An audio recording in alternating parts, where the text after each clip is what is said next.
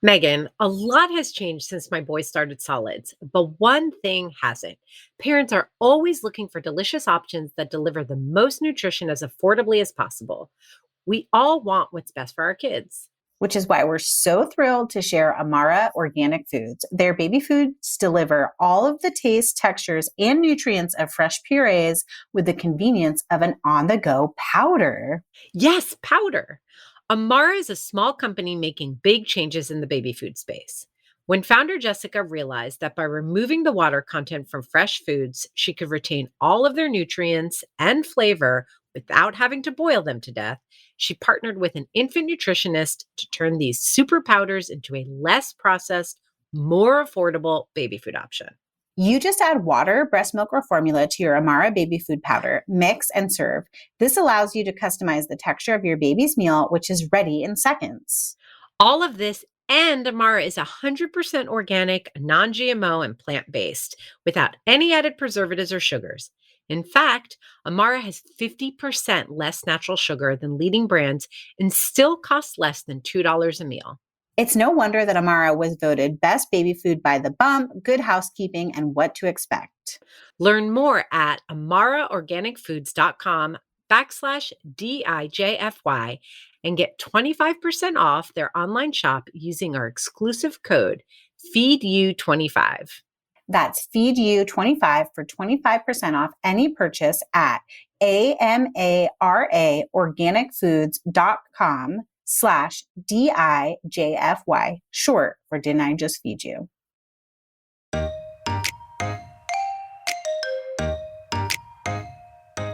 You're not failing if somebody who's not you is feeding your child in a different way. It's just part of getting the job done. Welcome to Didn't I Just Feed You? A podcast about feeding kids. Hi, I'm Stacey. And I'm Megan. It's been a while since we talked about feeding wee little ones, so we're thrilled to be going back to the basics with this week's guest, Kacie of Mama Knows Nutrition. I'm so excited for this episode. Preparing for it made me feel all nostalgic and warm and fuzzy inside, which I hope gives parents who are in the thick of it with first-time eaters a little bit of hope and light at the end of the tunnel, kind of. But first, I want to quickly remind everybody about our community. It's been growing a lot lately and getting super lively. So many tips, tricks, and recipe trades.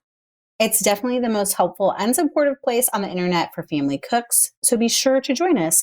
Remember that there's a free community board where everyone hangs, and then if you're able to contribute to Didn't I Just Feed You, you can join us as a supporting member, which comes with a ton of perks, including 2 bonus episodes every month, and you can find more about your options and how to join at didn'tijustfeedyou.com/community. And if you can't join our community or become a supporting member right now, that's okay. We still love you. Just keep listening and know that you can always support Didn't I Just Feed You by leaving a rating or a review as well. Or sharing an episode with one of your friends who might need it. Like maybe you know someone with a new baby. Stacey, you mentioned feeling nostalgic about baby food. Did you enjoy those first foods with your boys? I did. I mean, we talk about this a little bit with Kacie. I share a little bit about my experience with Isaac. I was definitely more uptight. By the time Oliver came around, I was much more confident, more flexible. And I think I've told this story before, but I was doing a lot more work around like baby and toddler food. And I had the opportunity to interview, I don't know if he's still like a well-renowned expert, Dr. Alan Green. Okay. He was a big deal when my boys were little. He wrote a book called Feeding Baby Green. He was out of Stanford. He actually led the charge several years ago of kind of, I wouldn't say eliminating, but moving away from cereal and rice in particular as a first food. So he was, for the time, pretty progressive. And I did an interview with him and he mentioned offhandedly that tomatoes were one of the least shared foods for beginner eaters, that people figured if they gave them like ketchup and tomato sauce, that was good tomato exposure for little ones. And I remember being like, I'm gonna turn Oliver into a tomato lover and like cutting up the cherry tomatoes. And I totally did. I mean, it's also probably just a coincidence that he likes tomatoes and that he was open to it. But I remember thinking it's so interesting that in the United States that there could be like these patterns to our feeding culture, right? That makes sense. Even though we don't share a single culture, there is this kind of overriding what we have available in our supermarkets and like the information that we're exposed to around feeding babies, that like a whole vegetable could be something that like we generally don't really give to our kids until they're older. And I thought, if I just give it to him, will he eat it? And he totally did. And to this day, tomatoes are one of his absolute favorite vegetables. And I think it's just because I, partly at least, just like gave it to him all the time. Yeah.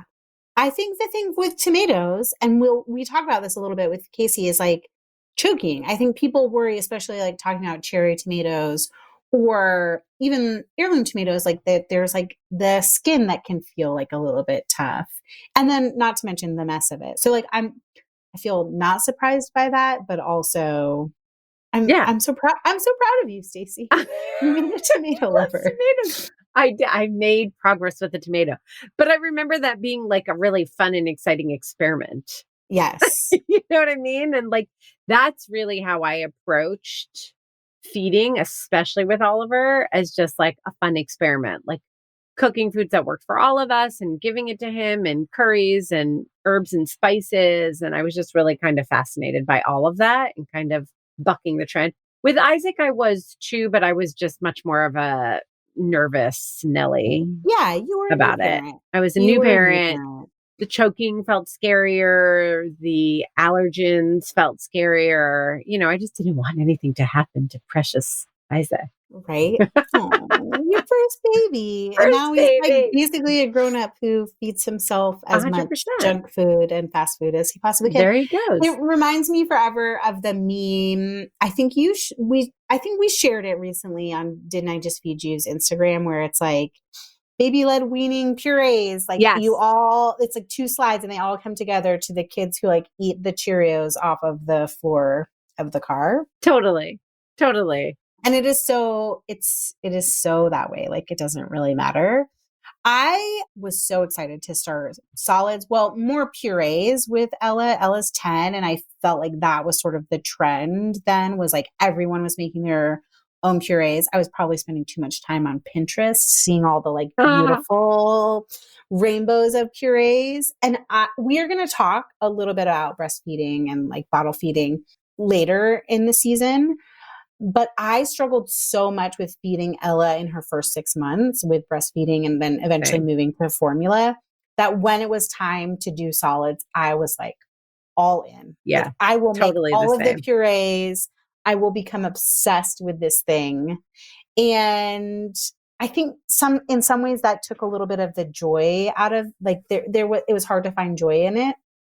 And then 3 years later, when I had Emmett, like I had a toddler and Emmett was not interested in purees at all. So it was fun then to discover baby-led weaning and to be able to give him things like avocado instead of cereal as his first food and watch him make a totally different mess than Ella was able to.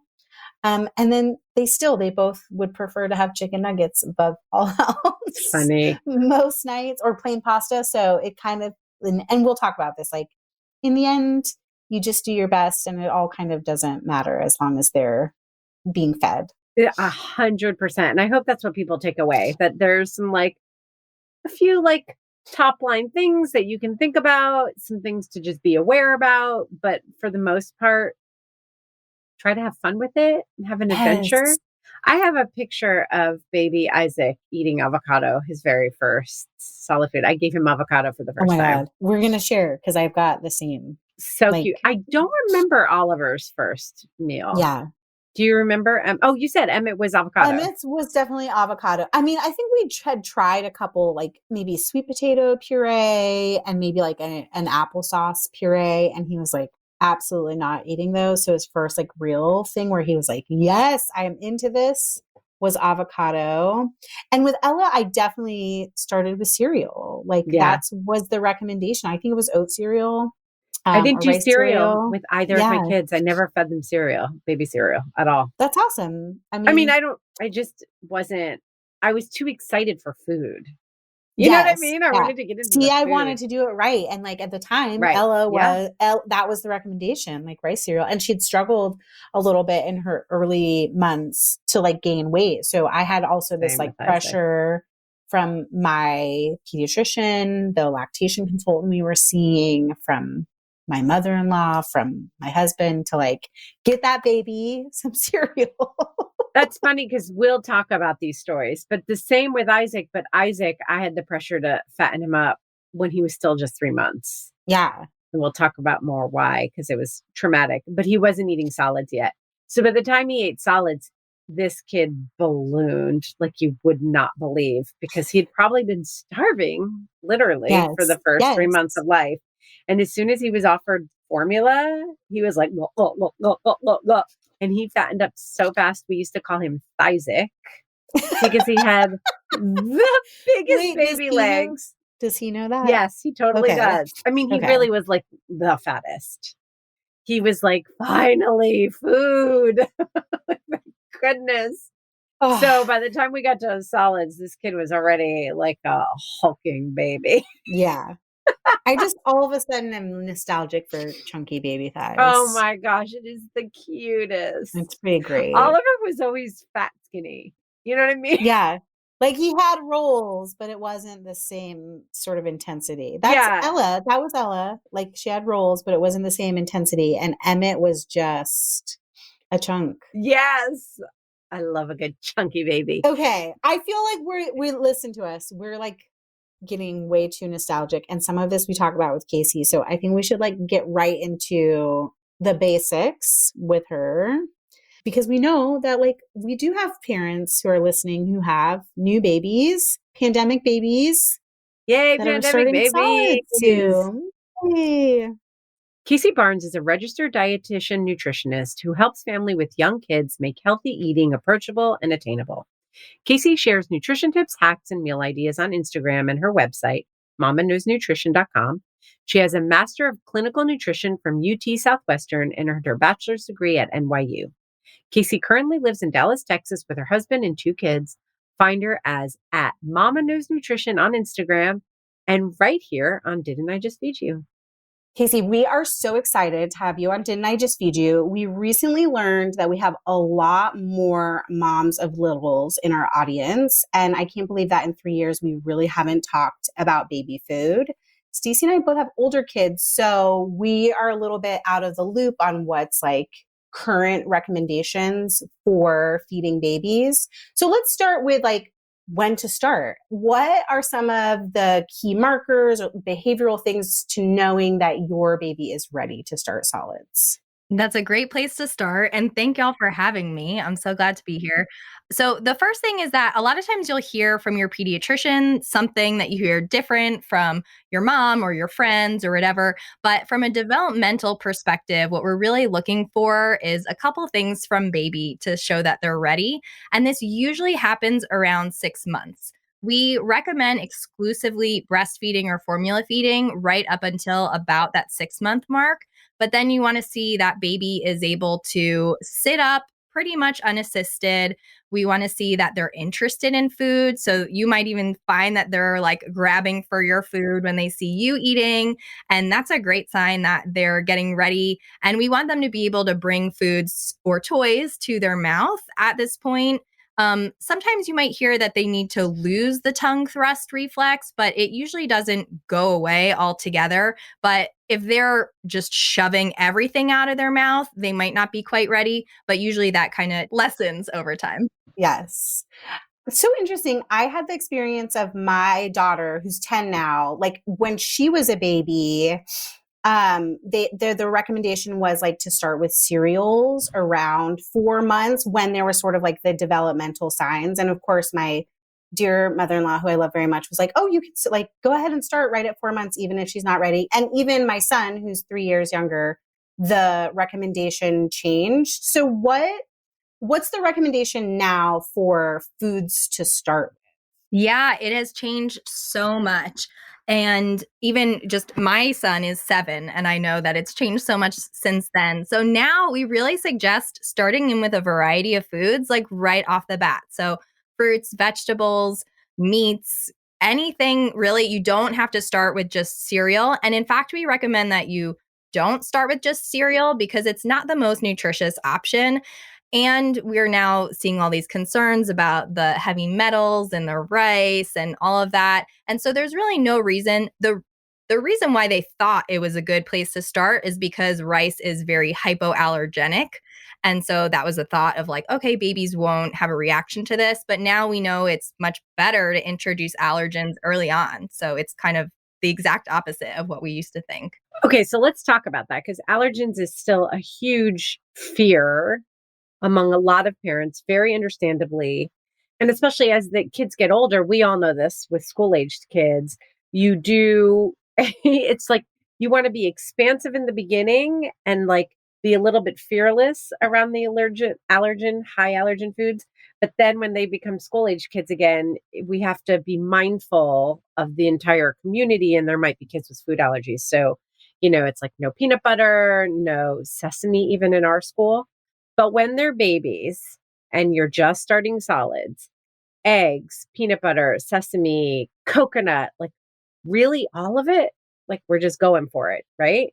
We're just going for it. I mean, you obviously want to serve it in a way that is developmentally appropriate for babies. So we're not going to give them like whole nuts, but I don't think anybody's thinking that that's a possibility. So mixing in like peanut butter into oatmeal or puree, something like that. But especially with peanuts, we do have good research that shows that early and frequent introduction is what helps prevent the allergy. And I know that it's so scary. I think that we hear these stories about like the one kid who had that severe reaction and went into anaphylactic shock. And oh my gosh, how terrifying is that? But the reality is, it's maybe about 7% of kids that develop a food allergy. So it's really pretty uncommon.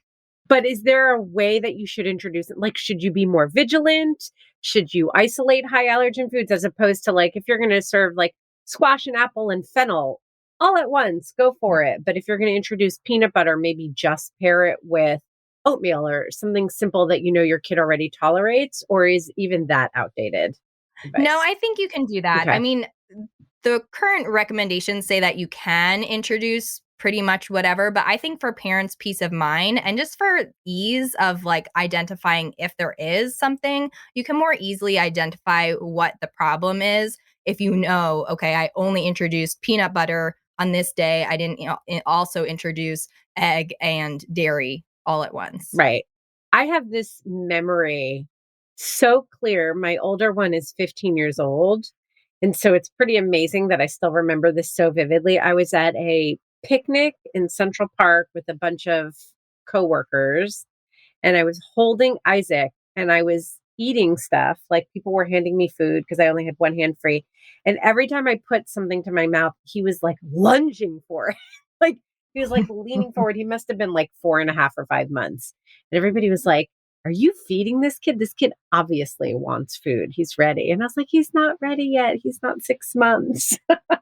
And like it was like all the food seemed so advanced to me. But I feel like it'd be such an exciting time. I'm one of those weird people who really enjoyed starting solids. I thought it was really fun and exciting. And now I wish that I had a kid where I could be like, "Yeah, you want to nibble on this? Like, let's go." I was just such a like nervous Nelly back then. Yes. Well, I even with my first, I was so nervous too. I had a chart on my fridge, every single food listed out, and I'm like, this day we introduced green beans. Totally. Okay, so speaking of that, we started slowly, we isolated foods, and we pureed everything at first. But I know that baby-led weaning, it's not a new idea. It was even around way back 15 years ago when Isaac was a baby. But it does seem to be more popular now. And there seems to be some nuance where it isn't just like you have to choose between purees or handing over big chunks of food. Like there's lots of in between. But can you talk to us a little bit about baby-led weaning? I know people are curious about it. Yeah, absolutely. So baby led weaning is basically you don't have to necessarily skip purees, but baby-led weaning is going right to those finger foods right away, and usually in bigger pieces. So they may be like the size of two of your adult fingers, those big strips that baby can actually like kind of rake up and bring to their Mm-hmm. mouth. Everything should be soft and something that you could squish between your fingers, or like your tongue in the roof of your mouth. So we still want it to be really nice and soft for baby. But the idea is that they're getting to start from the beginning by feeding themselves, having more control over that process, learn kind of where things go in their mouth. Because when we start with just purees, it's kind of like they're just swallowing, right? But when we start with these pieces of food, they're actually having to figure out how to chew it and move it to the back of their mouth and then swallow it.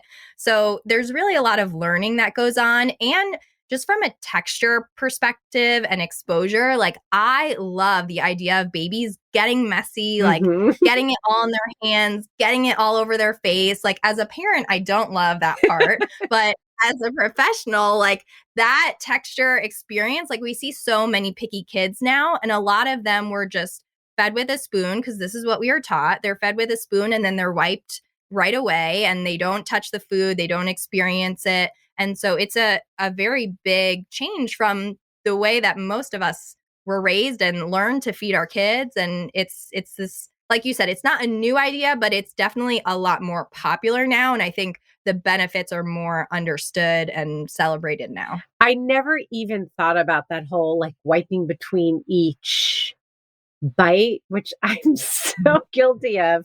Because we did an episode recently on cleaning, and I admitted that I'm a little bit of a like meat freak, and I also we did an episode for our supporting membership about cooking with kids, and I mentioned how Isaac did have like he felt weird about getting like batter on his hand or like too much squishiness or like never mind something like making a meatloaf or meatballs, like that would just gross him out.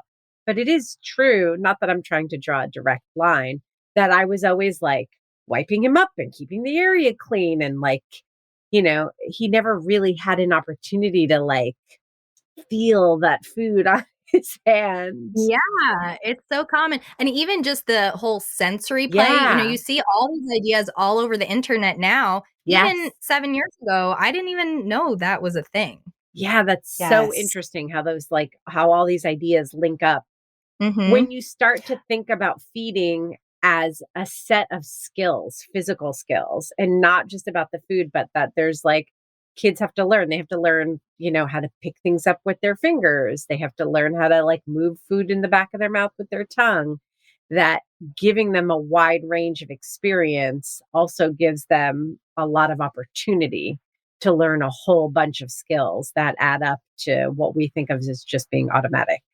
Absolutely. And it definitely doesn't have to be one or the other. You don't have to say, I'm a baby led weaning parent or I'm not, especially for busy moms or busy dads who are like, okay, well, sometimes they're fed at daycare. I have no control over that. Or sometimes we really just have to do this and get out the door. And that's okay. You can totally pick pieces of it to do sometimes and not the other. Like maybe dinner is the one messy meal of the day and the others aren't. And that's okay.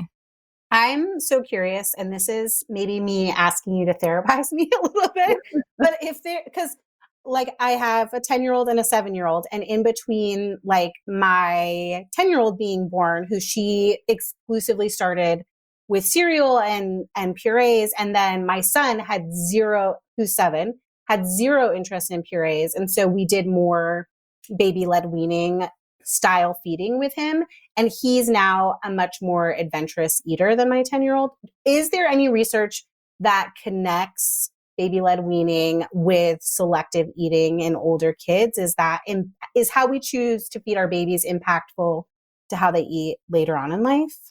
It definitely can be, and I think it helps. There's so much that says that a lot of picky eating is genetic, right? So we already know that that portion is there, but we do know that these experiences, especially getting all of this sensory input and having those different texture experiences, that does help. And even just introducing them to a wide variety of flavors can help expand their palate too. Some research I've seen, I wish I could remember like the study, but I remember reading recently that even kids who are exposed to a lot early on, that it's still possible that they kind of lose it in those toddler years. So it's not a guarantee. I really want to just pause on this for a moment because I think that there's always this fine line between all of us in our various ways, bringing expertise to parents and wanting to share what we know, but then also being honest about what really makes a difference and how like it is okay and it does all work out and like Isaac is fine and Ella and Emmett are fine and they all like eat what they eat. And, there's so many opportunities and through the different stages and seasons of life to help them find food joy and to give them opportunities to develop a healthy relationship with food. Because I just remember in those phases, and maybe because I have a tendency towards perfectionism, being really hard on myself, like, if I had only done this, or, if I just do this correctly, I'm going to like set him up to be like, great. I have 2 boys. So I always use he. I have 2 boys who identify as he. So, I really appreciate what you're saying. And I am so glad that there's research now that actually says that picky eating is something that is just there and it's in the genes and like not to stress too hard about it. So you're therapizing me, helping me get through my. I'm like, I just actually wanted to pause on that because I know a lot of parents. I know if I had babies and I was listening to this, it's like, oh, okay, like there is a connection between exposure to foods and making sure that your kid isn't a selective eater down the line. I'm going to expose my kid to lots of foods, and then I'd feel really like a lot of pressure. Yeah. Yes. And sad if it didn't work out.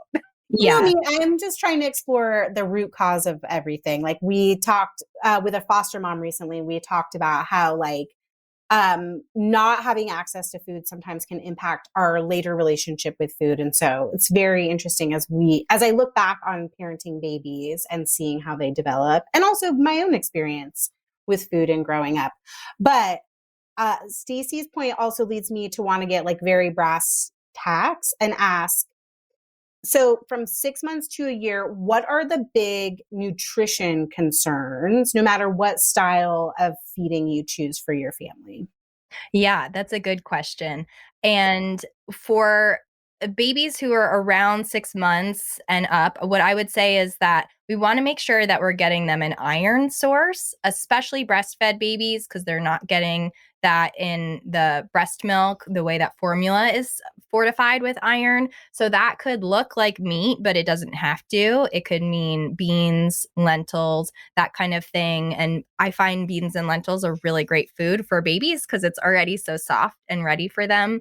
The iron source, and then fat. We now know, fat used to be bad, and now everybody is like on the keto diet, which I don't recommend for kids, but fat is awesome for babies. It's going to help their brain and central nervous system development. So you don't have to be afraid of fat, like avocados, egg yolks, olive oil, all those kinds of things. Butter is fine, like whole milk yogurt. Fat is really great. So there's this study that was actually about baby-led weaning, but they kind of put together this formula of how you can eat or feed your baby, what to think about in their meals. And it's like include the high iron food, include a high calorie source. And usually that can be like a fat, include a fruit or a vegetable. And so if you can think about those 3 things, you're great. I mean, those are kind of awesome for grownups too. And I like that it's like just 3 things to think about. Yes, because you're obviously going to give them a variety of things anyway, but making sure that you include those, then you can hit those nutritional bases. Before we hear more from Kacie, let's take a quick break to hear from one of this week's sponsors. Last year, both Stacy and I discovered Nutrafol, a supplement that supports healthy hair growth by targeting the 5 root causes of thinning: stress, hormones, environment, nutrition, and metabolism. We've been so thrilled with the results that in 2022, we want to make sure every woman knows about Nutrafol, because as it turns out, 30 million women are impacted by weakened or thinning hair. Nutrafol offers 2 targeted formulas for women that are clinically shown to improve hair growth and thickness with less shedding through seasons when hair loss and thinning are normal, like postpartum and premenopausal, and all the times in between. In a clinical study, 86% of women reported improved hair growth after 6 months, and more than 1,500 doctors recommend Nutrafol as an effective and high-quality solution for healthier hair. Most importantly, Nutrafol is 100% drug-free. They use medical-grade botanicals in consistently effective dosages, so you get the most reliable results. And major bonus, you may also notice improvements to your overall well-being, including more restful sleep, less stress, and my favorite, better skin and nails. No matter your stage in life or whether you're experiencing thinning hair caused by stress, hormonal changes, overstyling, or some other reason, there's a Nutrafol product for you. Take their hair wellness quiz on Nutrafol.com for personalized product recommendations. Grow thicker, healthier hair and support our show by going to Nutrafol.com and enter the promo code DIJFY to save $15 off your first month subscription. This is their best offer anywhere, and it is only available to U.S. customers for a limited time. Plus, get free shipping on every order. That's $15 off at Nutrafol.com, spelled Nutrafol.com. Promo code DIJFY. Okay, so you hit the nutritional bases, and how more brass tacks, like scheduling, because I remember that was like another thing that was very like stressful to me. Like, wait, how many bottles or feeds plus how many meals? And then it felt like it was changing every few weeks. Yes. Are feeding schedules important? And if they are, like, what are the like big, like the same way you just shared, like 3 things to think about? Like, what are the like top line takeaways around scheduling?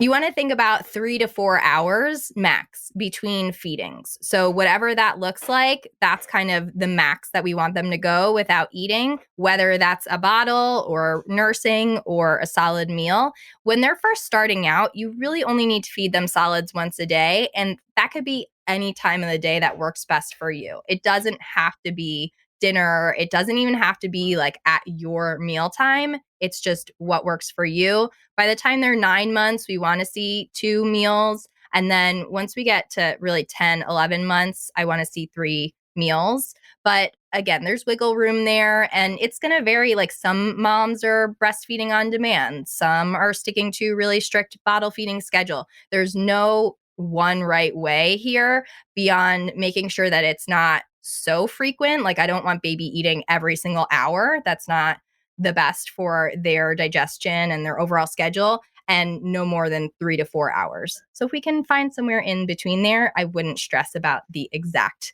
details. And is that because the nutrition of the meal isn't really what matters in those very early months of starting solids? Is it more of a like mechanics thing? Like, get used to this. Here's a texture. Like, here's something new you're going to be doing with your mouth and your tongue.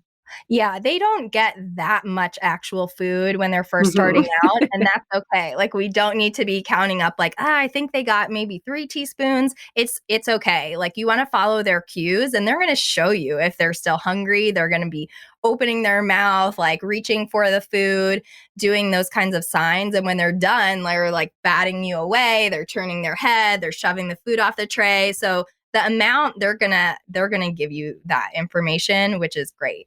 Okay. But what happens when they give you that information just because of a preference? Is the baby going to push away something that they don't like the taste of right away? Should you interpret it that way? I feel like a lot of times people are like, "Oh, my baby doesn't like that." And I'm like, "How do we know that your baby doesn't like that?" Yeah, so it's so confusing because they'll make these faces, they'll spit out the food, and you're like, oh, they definitely don't like asparagus. And maybe they don't, but they also don't really know. And just them making a face or like spitting it out doesn't mean that they don't like it. So you could try a different food. Like if you're seeing they don't want this, okay, let me see what else I'm serving. Try that. They still don't want that. Okay, then they're done. But yeah, to your point, just them like spitting it out or making a face doesn't mean we give up on that food at all. Like you've got to keep trying and introducing. In that vein, and you mentioned this earlier about like, you don't know what necessarily what's happening at daycare or with a nanny or other caregiver. What are some great ways to like create that communication for those busy parents whose kids are with other caregivers during the day and they're trying to like, just keep track of what their baby's trying, what's worked, what's not worked, what kind of nutrition they're being exposed to? Is there a great system? I think it'll depend for each family because I know some daycares will detail out like Yes. to the T everything that they ate. Some won't. So I think it just depends. I do think that making sure that if you're in charge of the food for them, like making it easy for the caregiver is great because they're not always going to be comfortable. Like you might want your mother-in-law to do baby-led weaning with your baby, and they are like not at all comfortable with that. And that's totally okay. Give her the pouch. That's totally fine for that meal. Like you're not failing if somebody who's not you is feeding your child in a different way. It's just part of getting the job done. I love that.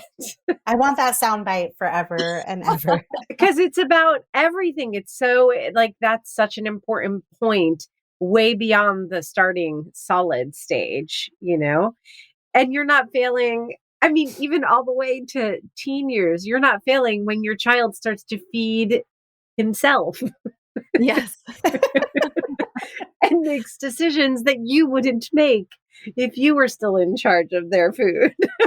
So like if you can take that and bottle it up and like come from that place, I hope that it's as freeing as it sounds like it would have been to me all those years ago when I was feeding solids. Yeah, I think we're so hard on ourselves. And Yes. in some ways, it's a blessing to have all this information on the internet, on social media. But in other ways, I think it's a curse because then we're holding ourselves to these standards that we think is the right way or somebody else is doing it this way. If they can do it, why can't I? And the reality is, you have that perspective of saying, I have older kids. And it doesn't matter. It felt so important at the time. And I really wanted to do the right thing and do a good job. But like you loving your baby, caring for them, feeding them, like you are doing such a good job. And these little things aren't going to matter in the long run. It's so funny because I expected this interview to be like really long and detailed and be taking notes. And this would be a really like good one for our listeners to make sure they take notes. And actually, it's so much more relaxed than I expected. There are just some like broad strokes, like basically what works for you, a variety of foods, think about a little bit of iron, a little bit of vegetables, a little bit of fruits, and like you're okay. I don't know, correct me if I'm wrong and I'm missing something that you think is an important takeaway, but otherwise, what else do you really want parents to know? Like, is there anything we haven't covered that you think is really important as you embark on a food adventure with your little one? I think where a lot of people get held up is just the safety piece of it and being worried about, Yes. am I serving this in a way that's safe for my baby? And I totally understand why they would feel that way. One of the biggest misconceptions is that they need teeth to be able to chew anything that's not a puree. And that's so not true. I mean, you even think about just you put your finger between their gums, like they can give a lot of pressure there. Yeah, So they can.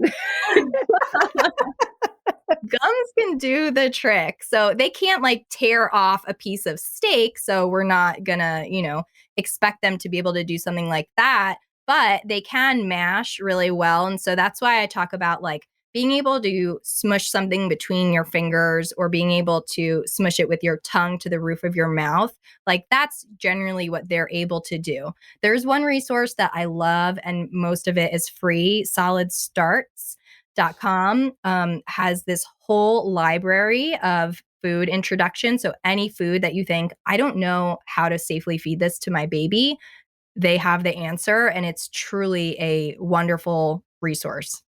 Do you think that like an infant first aid class is something that anxious parents who are like nervous about their babies choking as they start solids is something that's like necessary, helpful, required?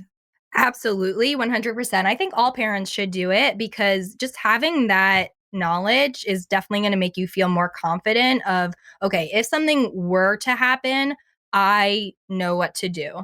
And so I think that gives you more of that encouragement of like, okay, I can do this. Worst case scenario, I know what to do.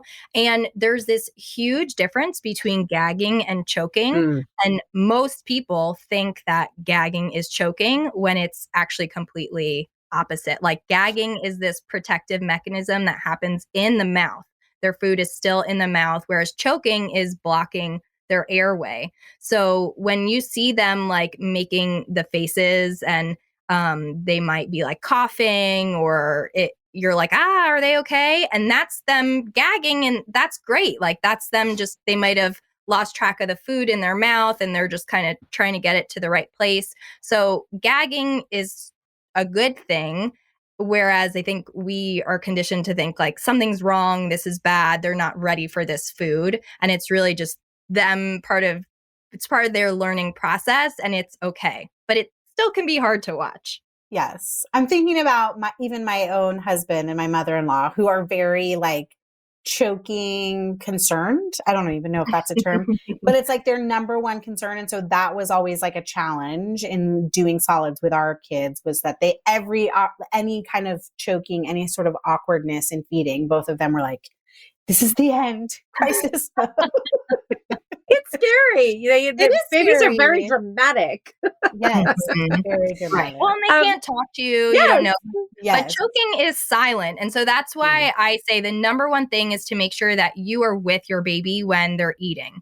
That way you can be looking for any signs of that. If they're silent, their face is, if their skin is lighter tone and you see blue or anything like that, or they have like a panicked look in their eyes, that's when we need to step in. But if you hear sounds, they're crying, they're coughing, like we're in a good spot. Not to make light of choking, but it's funny that silence from babies, toddlers, little kids, it's all bad. Yeah. Something terrible is going on when they're quiet. Something is afoot. Oliver used to make this like deep man cough from when he was tiny. And it wasn't just when he ate, although sometimes when he ate too, but it was like, I want to recreate it, but I don't want to hurt our listeners' ears. But it was like it came from like his chest. And like when he would eat, it would really startle my mom, who's also a little bit nervous about it. By the time Oliver came around, I wasn't so nervous. But I also remember him being like so little that he was still in a like baby carrier, like either a sling or a baby Bjorn is what we carried back then so many years ago.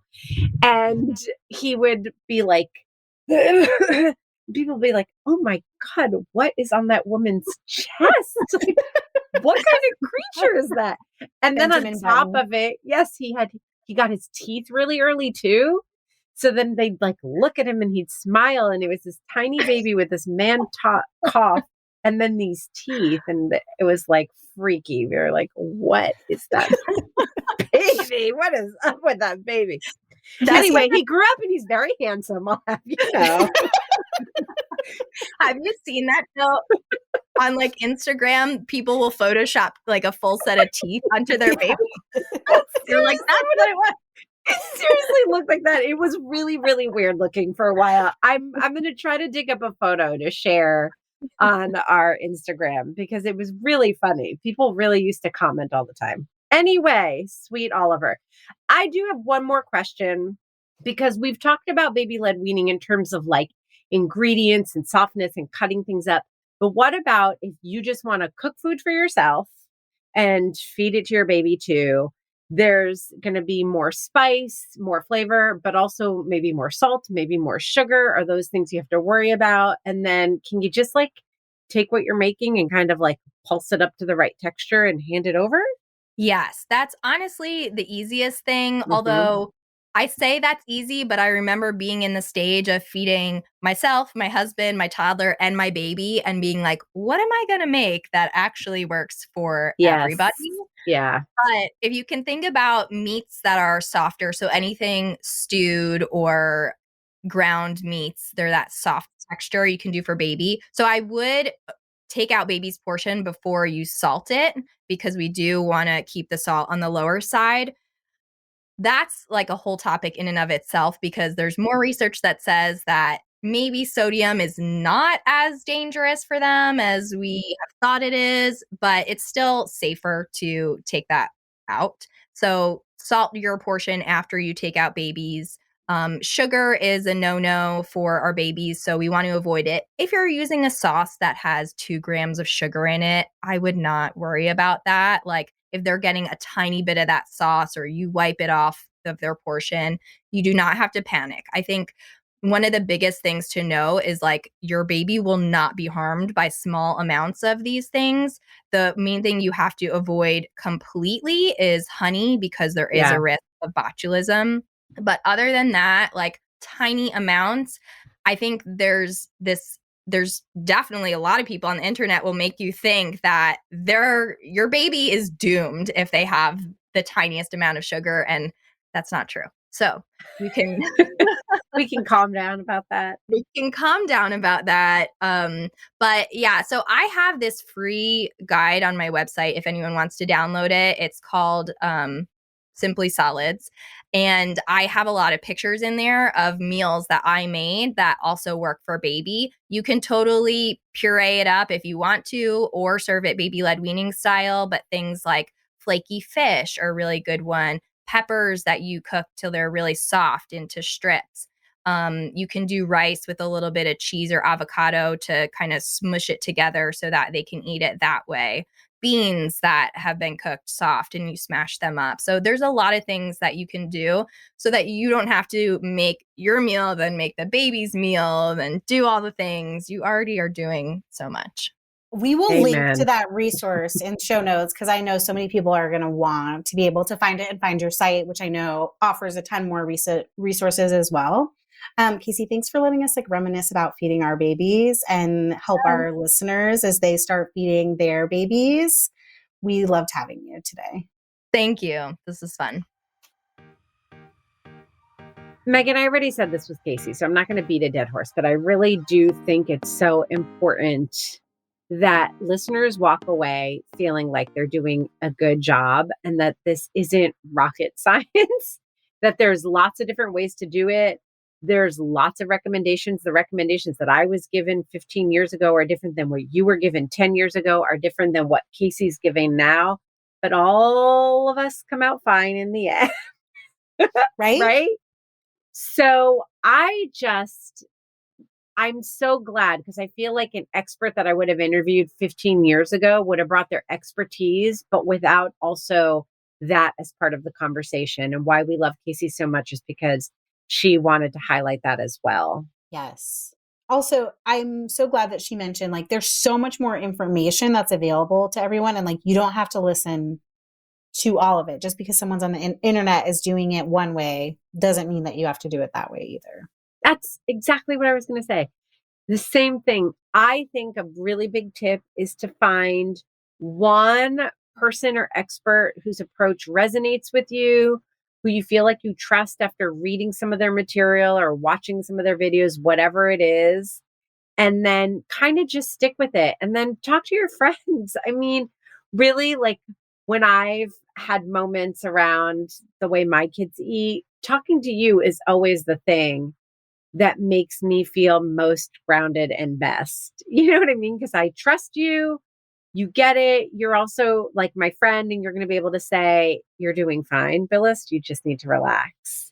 When you get stuck down a hole of expertise, and some people are saying do it this way, and some people are saying do it that way, you can really drive yourself mad. You can. And I also will say, mostly for my own benefit, that if you did it a different way when the recommendations were different, that's also okay. Not just that you are doing okay, but you did okay. You did the best you knew even in with the information. past. Yes, with the information that you had.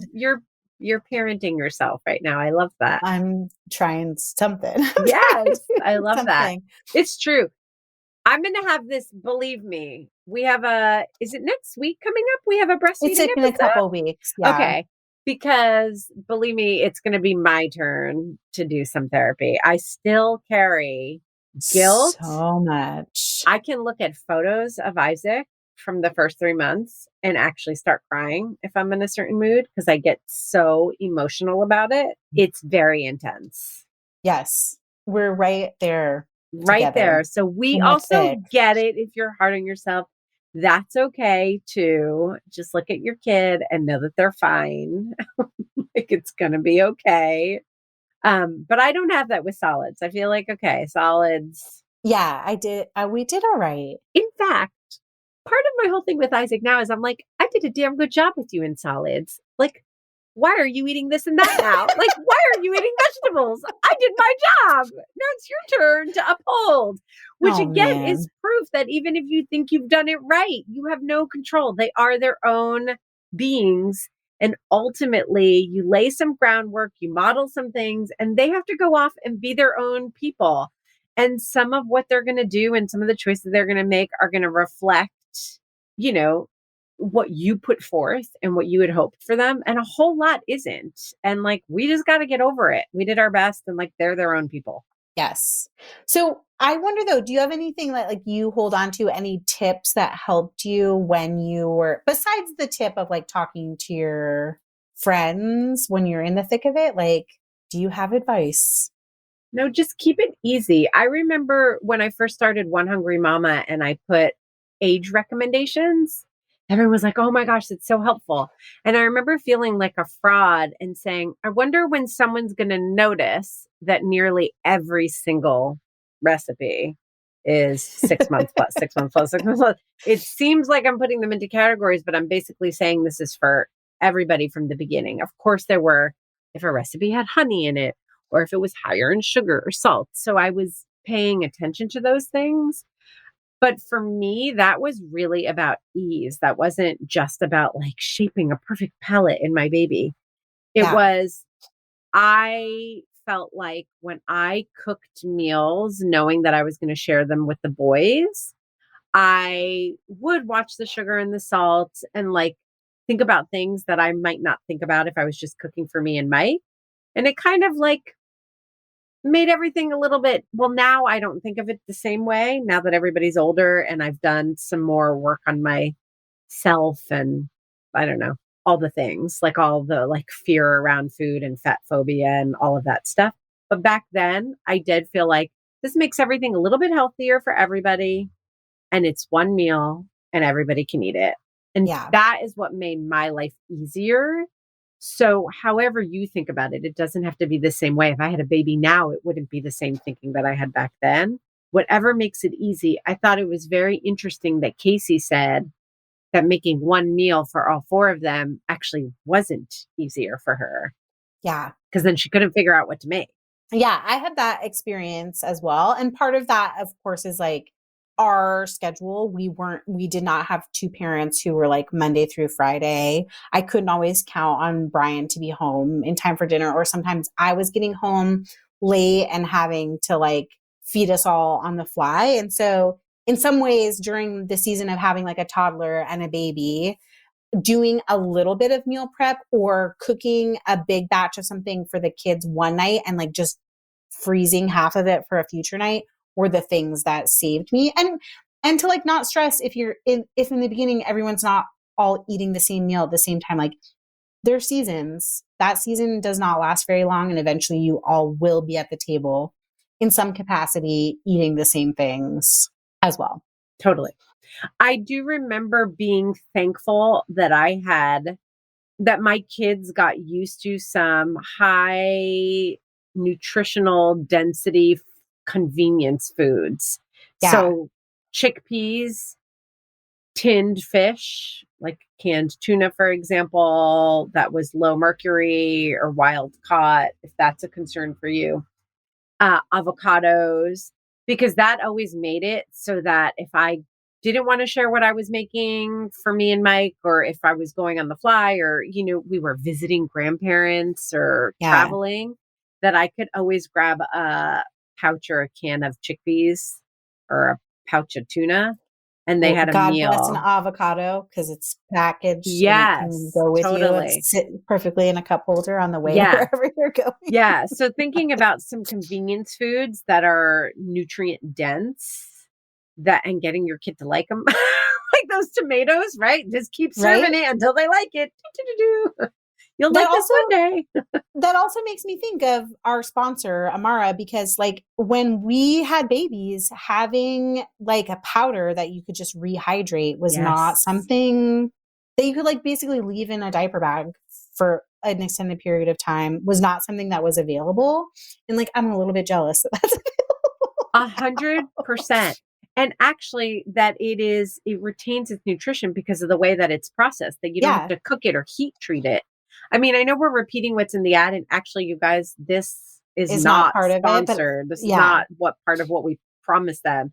But we really were intrigued. In fact, when Amara came to us, they wanted to advertise another one of their products at first. And we a little bit became obsessed with this baby product because we were like, yeah, we wish we had that.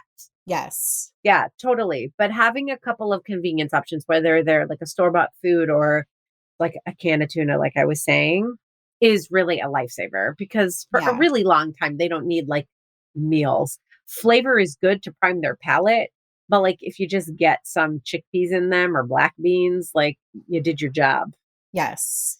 You're right? doing all of this. Every episode could almost end with like, you're doing better than you think you're doing. It's true. It is true. But here's what I want to know from our community.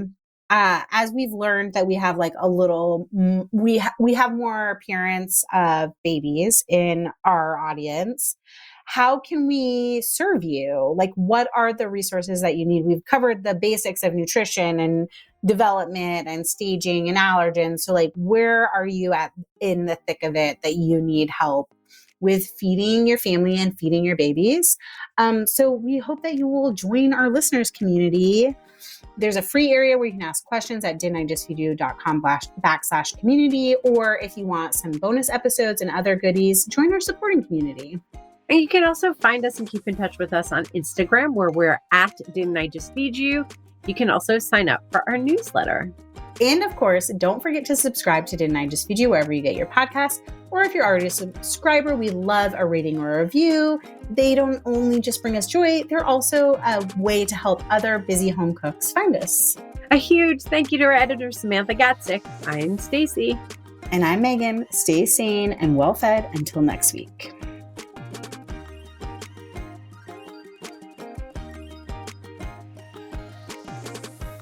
Be sure to subscribe to Didn't I Just Feed You wherever you're listening.